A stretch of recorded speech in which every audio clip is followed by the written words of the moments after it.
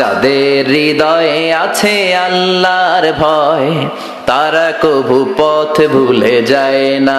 আল্লাহর প্রেম ছাড়া এই দুনিয়ায় কারো কাছে কোনো কিছু চায় না।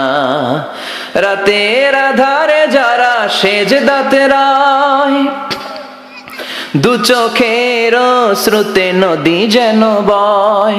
রাতের আধারে যারা সেজদাতে রায়, দু চোখের শ্রুতে নদী যেন বয়। ছলনার হাতছানি যতই ডাকুক, পেছনে ফিরেও সে তাকায় না। যাদের হৃদয়ে আছে আল্লাহর ভয়, তারা কভু পথ ভুলে যায় না। আল্লাহর প্রেম ছাড়া এই দুনিয়ায় কারো কাছে কোনো কিছু চাই না, কারো কাছে কোনো কিছু চাই না। দুনিয়া কুল্লুহা মাতা ওয়া খায়রু মাতা'আদ দুনিয়া আল মারআতুস সালিহা। দুনিয়াতে যা দেখা যায় সব হলো সম্পদ, আর এই সব সম্পদের মধ্যে সবচেয়ে দামি সম্পদ হলো নেককার নারী। বাড়ি গাড়ি ফ্ল্যাট সবকিছু সম্পদ, আর এই সব সম্পদের মধ্যে সবচাইতে দামি সম্পদ হচ্ছে নেককার নারী। এজন্য বিশ্বনবী বললেন, নারীদের সাথে কোমল আচরণ করো। রিফকাম বিল কাওয়ারির, গরম হয়ে যেও না। যৌতুকের জন্য গায়ে হাত তুলো না। রান্না একদিন মজা হয় নাই, স্বাদ হয় নাই বলে পিটায়ও না।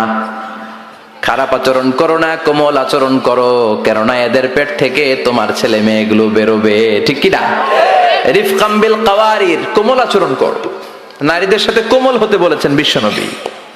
কাওয়ারির মানে গ্লাস, গ্লাস যেভাবে ধরতে হয় রাখতে হয়, নারীদের সাথে ওইরকম আচরণ। কাচের গ্লাসকে জোরে ধরা যায়? জোরে রাখা যায়? কাচের গ্লাস ধোয়ার সময় সাবান দিয়ে যখন ধুন, জোরে ধরা যাবে? জোরে রাখলে কি হবে? ভেঙে যাবে। এজন্য নারীদের সাথে কোমল আচরণ করতে হয়। নারীদের হৃদয়টা অনেক নরম, এদের সাথে যদি আপনি রেগে যান, হেতিকে লগে গরম হইলে হেতিরা সেতি যায়, আর নরম হইলে গলি যায়। সুবহানাল্লাহ পড়েন। এজন্য ভালোবাসবেন, কি করবেন? বলবেন, তোমারে লেগেছে এত যে ভালো, চাঁদ বুঝি তা জানে। রাতেরও আধারে দোসর হয়ে তাই সে আমারে টানে। চাঁদ বুঝি তা জানে, ঠিক কি না? বিশ্বনবী এটাই বললেন, স্ত্রীকে ভালোবাসো। বিশ্বনবী বললেন, স্ত্রীর সাথে ভালোবাসা করলে আমলনামা সওয়াব দিয়ে পূর্ণ করে দেয় কে? আবার বিশ্বনবী বললেন, রাতের বেলা এক কম্বলের নিচে স্বামী আর স্ত্রী দুইজন যে থাকো, ভালোবাসা বিনিময় করো, এতেও তোমাদের আমলনামায় সওয়াব দেয় কে? এক সাহাবী বললেন, নবী এটা আবার কেমন কথা? স্ত্রীর সাথে ভালোবাসা বিনিময় করলে কেমন করে সওয়াব হয়?